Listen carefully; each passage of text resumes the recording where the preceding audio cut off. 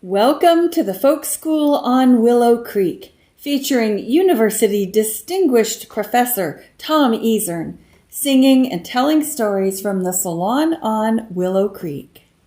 I need a bed for the night, boys, and my horses need hay. I've been riding that grub line on the Hotdish highway.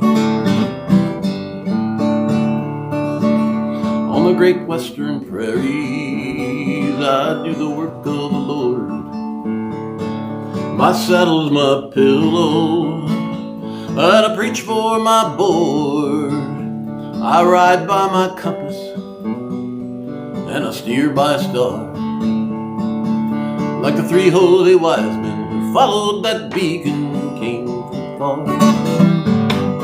I need a bed for the night, boys, and my horses need hay. I've been riding that road line on the Hotdish highway.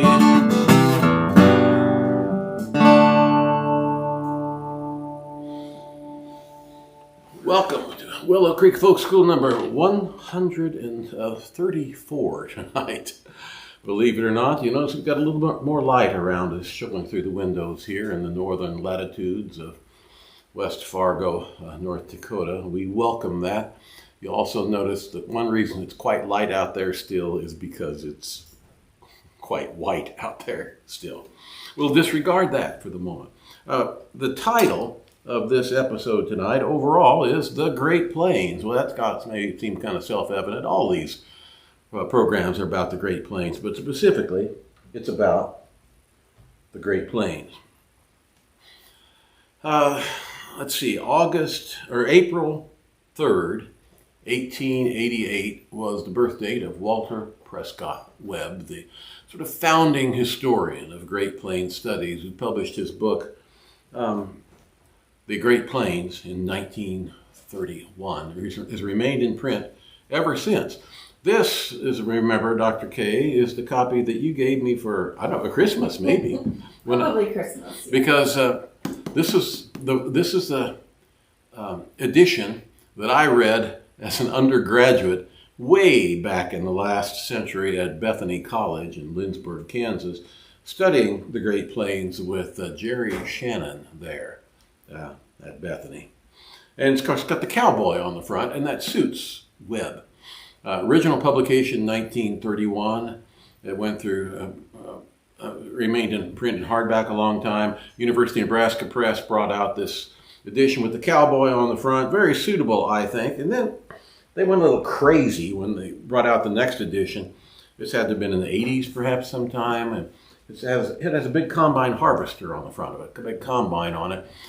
A 1931 book cannot have a combine on the cover, University of Nebraska Press. This was an epic fail of editorial discretion there at that point.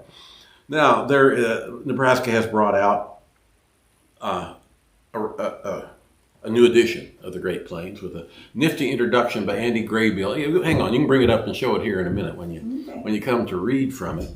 I've got two copies of the first edition of the Great Plains in 1931 with the beautiful embossed covers, you see.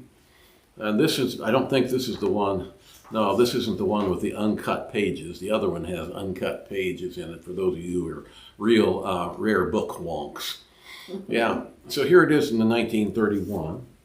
Here it is as I read it that was probably 1972 in college. And then there was the crazy Nebraska version that I will not show. And then Suzanne will bring out the rather nifty new reissue of the Great Plains. The book has been continuously in print since 1931. I have students read it and they complain, but they need to know what the study of the Great Plains is about. Is Walter Prescott right about everything? Is he even likable at all times? Well, maybe not. But this is like a foundational work. Now I'm losing Dr. Kelley just when I needed her. I'm not sure what's happening. You're not losing me. I'm just getting a cup of coffee. Okay. Well, in honor of Professor Webb, would you join me on the hot seat WCFS134.UK, we have a little mashup ballad in commemoration of Webb. Now, Webb is known for the so-called Webb thesis, the Great Plains thesis, the idea that it is the environment of the Great Plains, a level, treeless, semi-arid environment that puts its imprint on everyone who lives here and shapes, in fact, a region that makes the Great Plains. Doesn't a mashup involve dancing? Please, feel free. No, I think it's a musical form. Oh, okay. Yeah, I'm going to move this a little better so you can see our script. We've got a little scripted piece here. If I can remember what the heck we're doing. Oh, yeah. So, Webb, being an Austin guy, no doubt about it. He's a farm boy from Texas. But he spent his working career at the University of Texas. And I think he's still hanging around Austin. What do you think? Ghosting? You go down there to the Congress Bridge on dusk in the summer, and about 1 million bats fly out from under there. Mm-hmm. 3 of those are J. Frank Dobie, Roy Bedichek, and Walter Prescott Webb returning. Okay. And they fly out from under the Congress Bridge, and they fly over to Barton Springs Park, and they're eating bugs from the flying around the playground lamps there at Barton Springs. That's not what I think about when I think of the afterlife. Sorry. Well, okay. You remember we visited his grave. It's right next to, who's the author of Old Yeller? Gibson, yeah. He's right next to Gibson, and just down the hill from Stephen Austin in the Texas State Cemetery. Well, we also saw their statue at Dripping Springs. Not Dripping Springs. What's the... Barton Springs. Barton Just Springs. talking about it. Yeah. I thought, okay, we need, as the basis for this mashup ballad, music from Austin. I often am heard to observe that the greatest of Canadian songwriters in the English language would be Ian Tyson. And sometimes I say, well, the great American songwriter in the English language is George Strait, just for a parallel there. But I think of the greatest songwriter in the American West. Who do you think? You're about to find out. Okay. Remember, we're going to Austin here with Professor Webb. Living on the road, my friend, was gonna keep you free and clean. Now you wear your skin like iron, your breath as hard as kerosene. Weren't your mama's only boy, but her favorite one it seems. She began to cry when you said goodbye, sank into your dream. On a rainy night in the winter of 1922, I read The Way to the West, wherein Emerson Hugh pointed out that the American axe, rifle, boat, and horse were the instruments and agencies with which the pioneers conquered the frontier. The list did not seem wholly satisfactory in that it did not apply to the plains so aptly as it did to the timbered region. The axe was not important where there were no trees, nor the boat where there was little water. The horse, to be sure, was of increased importance on the plains, but the horseman's favorite weapon was the 6-shooter and not the long rifle. Then I saw for the first time the place of the revolver, that its popularity among the horsemen of the plains was no accident.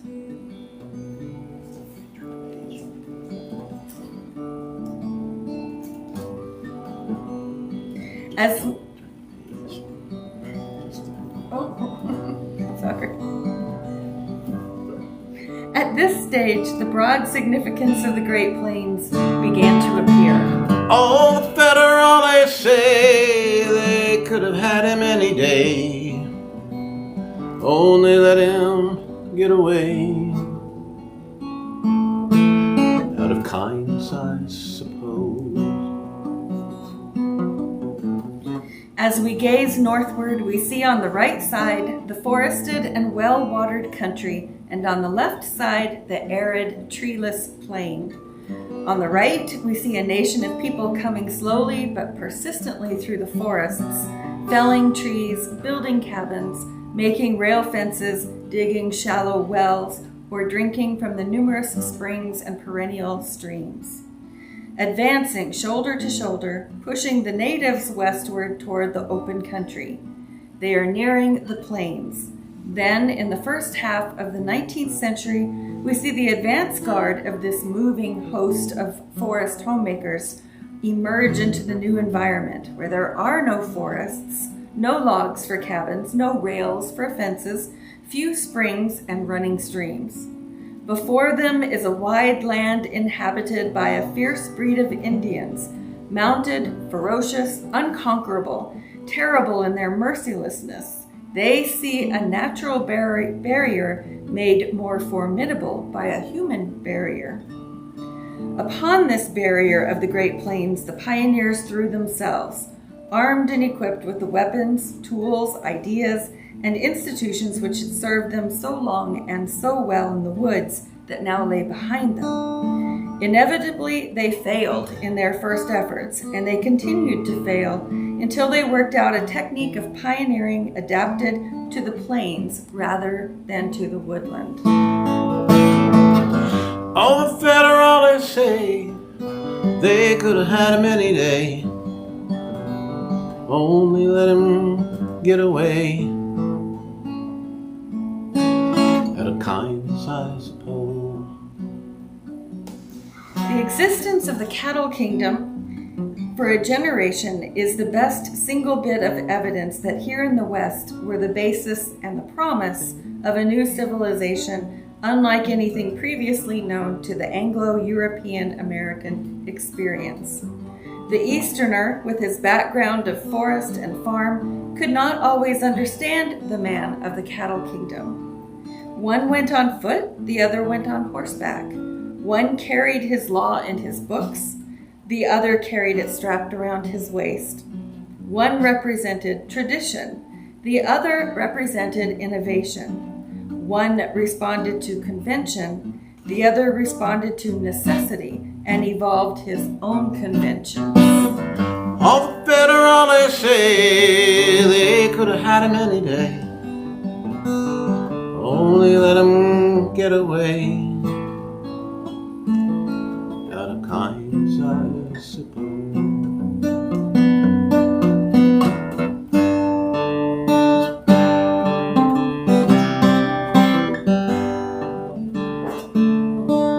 While there is some doubt as to the permanence of the conscious poetry of the cattle kingdom, there is none as to the folk poetry.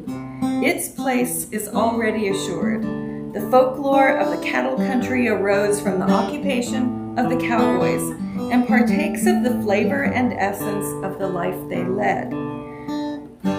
John A. Lomax was among the first to gather the folk songs of the cattle country and introduce them to the reading public.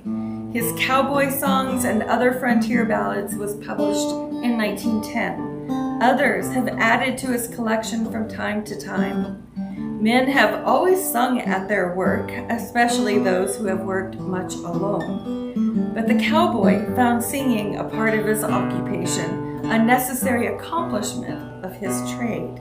So beat the drum slowly, play the fife lowly, play the dead march as they carry me away. Take me to Green Valley and lay the sod o'er me. I'm shot in the chest and I'm dying today. In conclusion, let us inquire what has been and what is to be the meaning of the Great Plains in American life.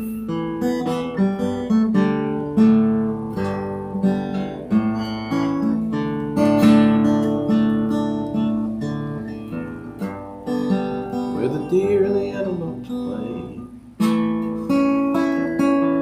the poets tell how Pancho fell lefty living in cheap hotel, desert quiet, Cleveland's cold, so the story ends are told.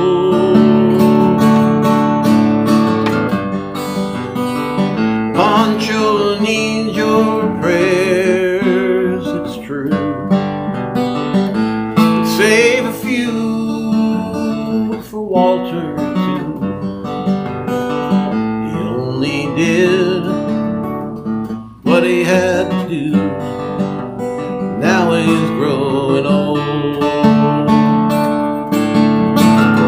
On the Federal they say they could have had him any day. They only let him get away. Out of kindness, I suppose.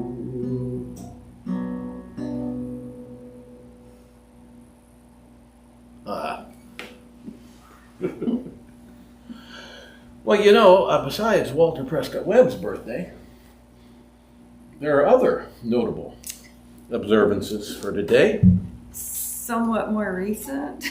Well, I'm not saying you're flying out from under the Congress Bridge to scrounge for bugs under the lamp. No. Not yet, no. Not yet, no. You might carefully open that box. I might. Yeah. It won't be scary. No springing clowns. Good. Ooh, Can you get that out? maybe. Looks like cake for one. More precisely, it's a key lime Mmm. pie. Yum. Courtesy of Nicole. Set it right back down there. Don't eat it yet. Well, I was going to take it back over to my computer. I think you better leave it over here. You better just leave it over here. Okay. Because last day of March happens to be the birthday of Dr. Suzanne Kelley, and I want to say, of course, this whole Willow Creek Folk School, it's like a whole lot of other things in our life. It just could not happen without you. And so, yes, and you too, and Angie. Yeah, but more directly, Mom, Dr. Kelley here. And Thank you. shall we try another year? Well, okay. Another whole year? Yeah. Well, okay. I can sign on for another year. All right. Yeah. I'm going to take a moment to say thank you to so many people have written and said, happy birthday. And today I was at a scholarly presentation, and before it began, Dr. Tracy Barrett started up a rendition of Happy Birthday, and then there was harmony in it, and it was so beautifully sung. Rosie Haddon and Brad Benton chimed in, and they're the ones with the voices, I think. And it's the only time I was wishing there were more verses to the song. But it's been a really good day. Yeah. Do anything with the press today? Yes, we did. Actually, when we dug in and got to work, my assistants, Mike and Connor, today, we're doing deep forensic work. We pulled out all of the purchase orders and returns, all the paperwork for that for the past 5 years. And we're going through and we're hunting for all of the sales for one title in particular, because things got messed up for a royalty. So we have to make sure we get our royalty payments to our authors, and this one's requiring forensic work. So You mean some today. NDSU authors actually earn royalties? They do. Some of them fairly substantial ones. Some of them, yes. Yeah, but that was kind of grunt work. That was ugly. But it wasn't the most fun work, but it gave us a chance to sit and talk. And since they're kind of new to the publishing business, they noticed patterns in sales. They noticed highs and lows. And so we had a good chat. You spent a little time with a couple of your ace authors today, too, though, didn't you? I did, too. Like I said, it's been a good day. Today I had lunch with Jill Candell, author of The Clean Daughter, and Denise Lajamodier, author of Stringing Rosaries and His Feathers Were Chains, and the first book that I worked with her, Thunderbird. So it's just a very pleasant, no pressure, easy lunch with friends. Whose works are available at ndsUpress.org. That's right. Yes, thank you. Well, thanks. Can I scoot out now? Oh, you can get Before out. I fall off this stool? You can get away from here now. Okay, thanks. And I can take my cake. No, don't take the cake. That's for. We'll get to that It's later. Looks. Well, we're staying with Walt here for a while tonight. Yeah. Let's see what else is what's next on this. Oh yeah.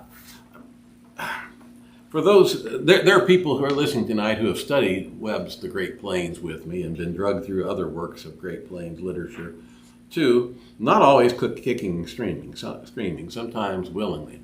As a matter of fact, one of the things I owe to Walter Webb, besides kind of founding the discipline in which I work, is that really Walter Prescott Webb was the occasion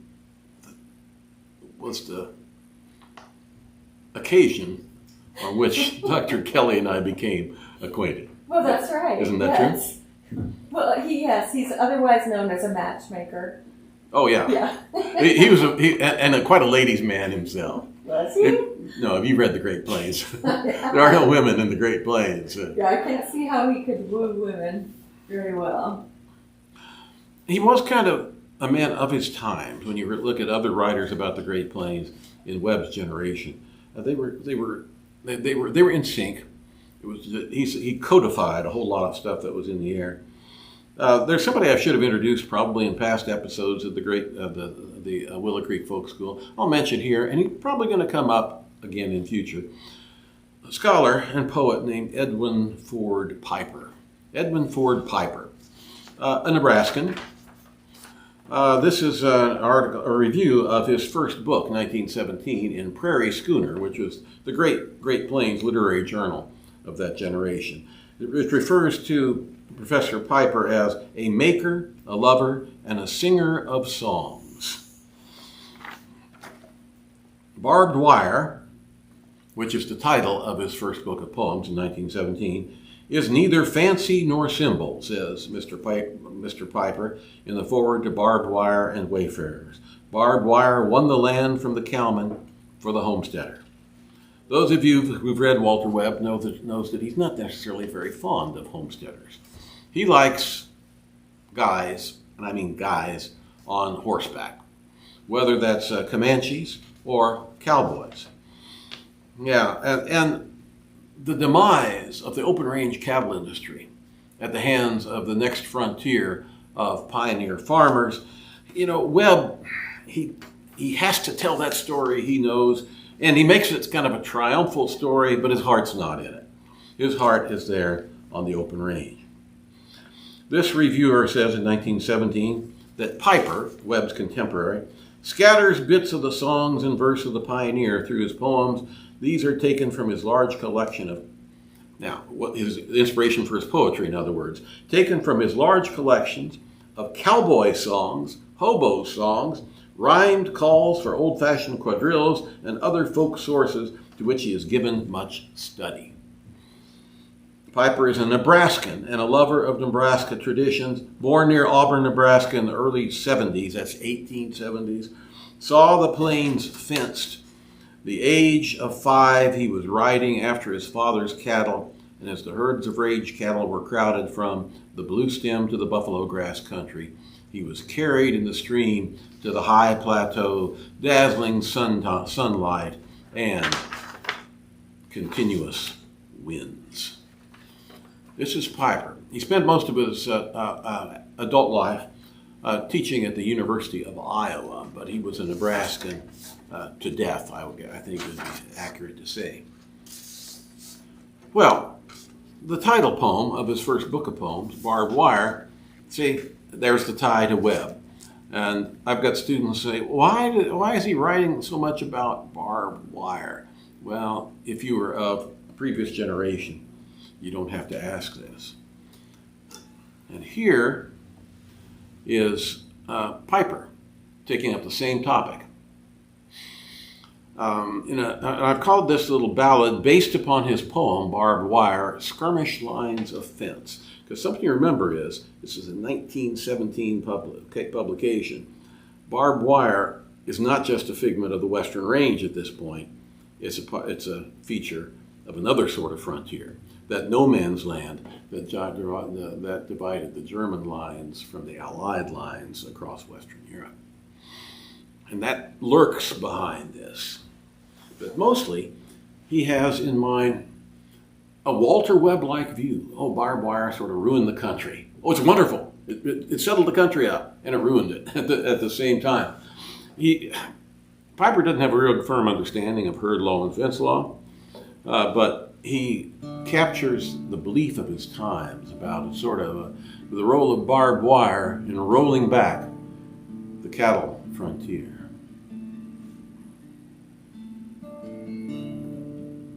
The prairie cleft by skirmish lines of fence, high-headed longhorns bound for pastures new, torn denim fluttering, profane dispraise, the sod house and the ranks of silking corn. But oh, the crippled horses at the plow, the poor colt pawed that hoof over the fence,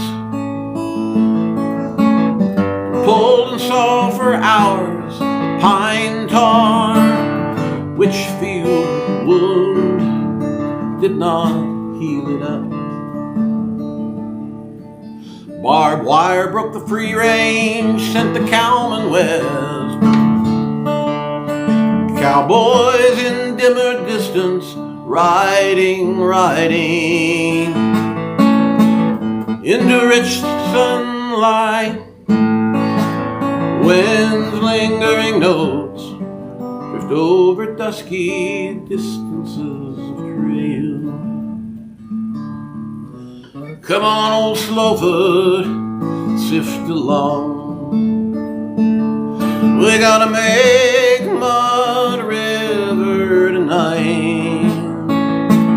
Your ribs is lank and your hair is long, but a good month on the range will put you right. Yeah, a good month on the range will put you right. Ah, you're gonna wish for that blue stem hay and the Indian grass so sweet and high, but you'll get a home on the cactus range if you don't strike too much alkali. If you don't strike too much alkali. Goodbye, goodbye to the Frenchman Fork, the sandbar mush they call the Platte. We'll make our home in the sagebrush hill till the devil puts a fence on that. Till the devil puts a fence on that. They say that heaven is a free-range land. Goodbye, goodbye, oh fare thee well. But it's barbed wire for the devil's hat band, barbed wire blankets down in hell, barbed wire blankets down in hell. Prairie cleft by skirmish lines of fence, high-headed longhorns bound for pastures new, but it's barbed wire for the devil's hat band, barbed wire blankets down in hell.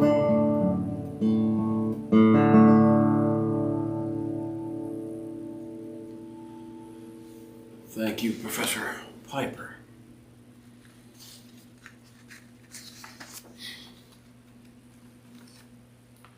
Do you have any unruly guests with us this week, Dr. Kay? None that are unruly, but we have some people with some comments here. Yeah. Dr. Jessica Clark notes that the only paper she had to rewrite for you was a review of Walter Webb. Jessica, I'll tell you a story then. Jessica, you can probably remember the time you decided you were going to go on to graduate work in history. And I remember when I did that, and Professor Shannon then there at Bethany began to prep me.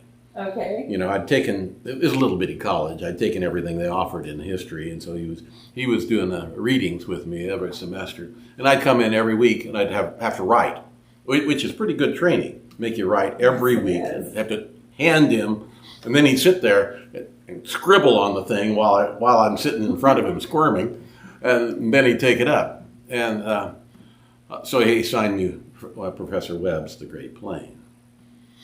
And I handed him a review, and he looked it over, and he said, well, what do you really think of Webb? And I said, well, he doesn't know a damn thing about jackrabbits. Because he has this little bit about jackrabbits, if they run downhill, they'll trip and go ass over tea kettle, you see. And I said, that never happens. That's just, somebody told him a whopper, and he put it in the book. And he said, maybe you've missed the point of the book. And he said, I want you to read it again. And then I came back in the next week, and I said, I think I get it now. So I'm always grateful to Jerry Shannon for that. I'm not sure Jessica is equally grateful. Well, there's another young scholar out here saying hi, Nellie. Oh, our Nellie. Where the heck is Nellie now? Well, she's using her mom's account here to say Or probably a VPN, you know, she's somewhere at large. I don't know. Yes?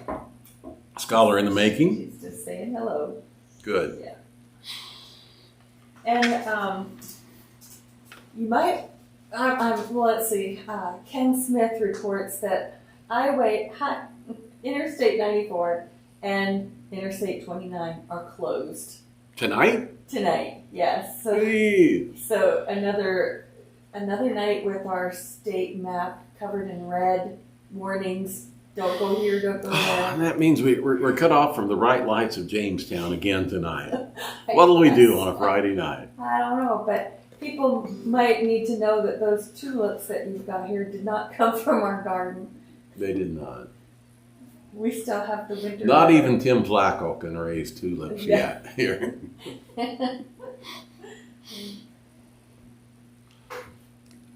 We're still going to continue to follow Professor Webb around a little bit here.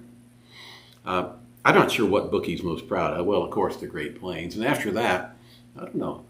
What do you think? The Great Frontier, maybe North America Divided? I've got a hunch, though, it's its history of the Texas Rangers. Yeah, probably is. What about his book about the Longhorn? That's Dobie, hon. Oh, Dobie. Oh, sorry. Never mind. Never mind. Texas Rangers, it sounds like it'd be purely a Texas topic. There is a ballad of the Texas Rangers, however, that spread throughout the Great Plains. And in fact, I have before me an article from the Journal of American Folklore of 1913, a collection of cowboy songs by George F. Will. Now, those of you not from North Dakota, that name doesn't mean anything. George F. Will is the son of Oscar Will, the famous nurseryman who basically was the horticulturalist of the settlers' frontier in North Dakota. Basically stole the Indian varieties of vegetables and marketed them to white settlers. Well, his son George Will sort of took over the nursery business after him, but he had attention span issues, and he just did everything. He was truly a Renaissance man. And he was collecting folklore as a young man. Several fine songs in there, but darn if it doesn't have a text, good one, I'm going to sing it here shortly, of the Texas Ranger. And here it says, where do you get this? In Bismarck, North Dakota. In 1913. Where did you get that song? And you might think, oh, maybe cowboys brought it up the trail from Texas or something like that. Well, maybe sort of, but I know more directly. You got this song from, a moment. Got it. Where the heck is it? Oh, there it is. You got this song from a man named William Sunderland, and he credits them in the article in Journal of American Folklore. William Sunderland. Who's William Sunderland? I got his obituary here. Died in 1918, 2 years after this article. He died fairly early, at the age of 51, but he was called at that point one of the oldest residents of the city of Bismarck. Passed away in a hospital, not with his boots on. He had been connected with the O.H. Will and Company seed store for 25 years, this says, and announces his funeral services. And I looked him up. Texas cowboy? No, he's from Wisconsin. He was a farmer, horticulturalist, nurseryman, a plantsman, in other words, who worked for Oscar Will. Somehow, he got the song. And then I think Sunderland was the guy that Oscar made the minder for his boy George so he didn't get into too much trouble. When he's out collecting fossils in the Badlands, he sent William along with him. I think to keep him from killing himself or something like that. William Sunderland seems to be the minder for the young lad in his teens and 20s, George Will, who collected this text in at the Texas Ranger. That was long-winded, wasn't it? Perhaps we should get to the song. I don't like Walter Will. Now. Some topics take time to unfold. Here's why I may be killing time and delaying action here. This is a hard song to sing. Will doesn't give us a melody for it. And other collectors like Louise Pound and John Lomax, they don't give us a melody for it. I've got a melody from Professor Belden, another early songcatcher in Missouri. His text of the Texas Rangers, he provides a musical score with a melodic line for it. Not that was a heck of a lot of help, because whoever scored this really doesn't pick up the key change in the middle of the stanza. There's some weird modal stuff going on in here, but I'm going to give it a shot here. Bear with me. Let's see if I can do the Texas Ranger as I think it probably would have been sung to Mr. Will by Mr. Sunderland in Bismarck. But keep in mind, I'm pulling the melody from a text collected in Missouri at about the same time.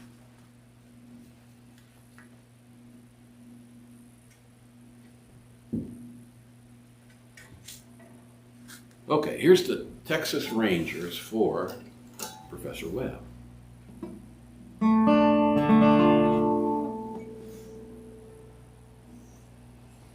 See, is this the key that I'm using?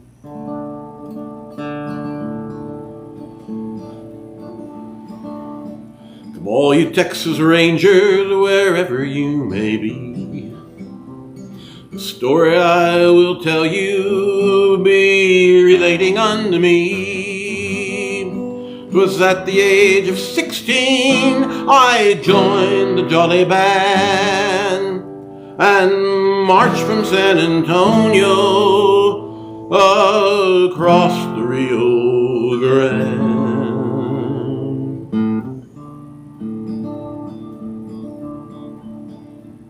Our captain informed us, perhaps he thought 'twas right,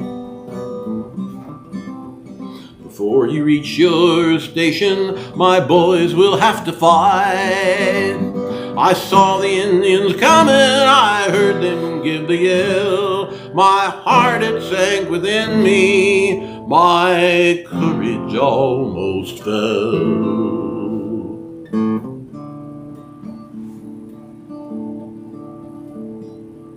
I saw the smoke ascending, it seemed to reach the sky. My feelings at that moment were, now's my time to die. We fought for 9 long hours until the strife was o'er. The sight of the dead and wounded I never saw before.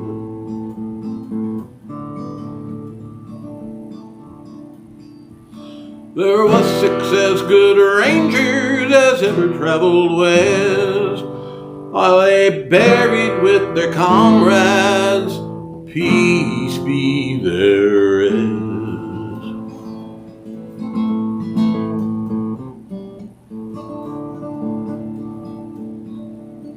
Perhaps you have a mother, likewise a sister too. Likewise a good old sweetheart to weep and mourn for you. If this is your situation, although you like to roam, I'll advise you by experience, you'd better stay at home.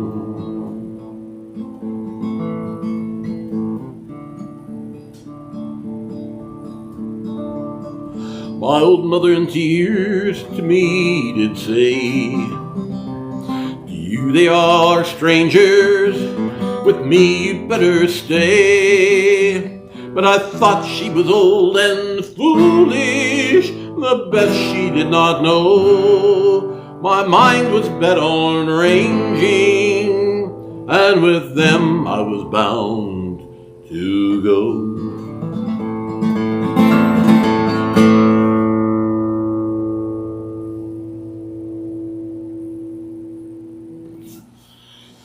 Okay, I lived through that reasonably well. That one gave me some trepidation, folks. You're getting some hearts for it, too. For the attempt, right? Yep. You know, over time, that song will come naturally. But I suppose there's a reason why that song has not survived much in oral circulation. You don't hear that one at a cowboy poetry gathering. And I think, too many darn chords with that thing. What are you hoping for to happen in the next week or two here, Dr. Kelley? In the next week or two? Mm-hmm. Well, a melt would be good. A melt would be good. Well, I got a ballad for you. Okay. It's to the tune of In the Sweet By and By, and that's kind of the way I feel about spring in North Dakota this year.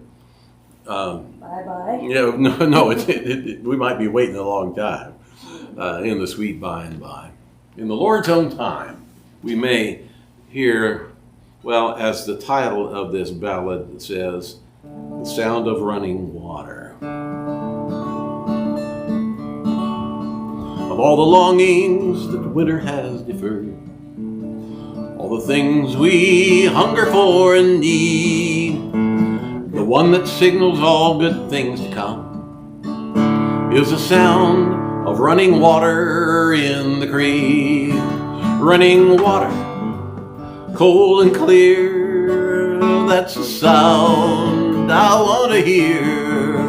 Running water, cold and clear, that's the sound I want to hear. Now it's too early to think the winter done, but hear the cawing of the blue jays and the crows, and the jabber of the honkers overhead. Enjoy the whisper of the slush beneath your toes. Running water, cold and clear, that's the sound I want to hear. Running water, cold and clear, that's the sound I want to hear. Running water means the fields will clear and dry, and our neighbors roll rejoicing out to seed. while our woodies in the willows take their place. Running water is the thing that we all need. Running water, cold and clear, that's the sound I want to hear. Running water, cold and clear, that's the sound I want to hear. Where the deer and the antelope play, and while we're waiting on spring, we're going to have to sign off with the Willow Creek Folk School tonight. Tie into this key lime cheesecake over here. Wish Dr. Kelley a wonderful year. Here where the deer and the antelope play. Where seldom is heard Professor Webb too. A disco edging the word, and the skies are not cloudy. Are not cloudy all the day. Oh, the skies are not cloudy all day. Dr. Kelley? We now conclude today's edition of the Folk School on Willow Creek. We invite you to join us again next Friday at 8 p.m. Central Time for more songs and stories.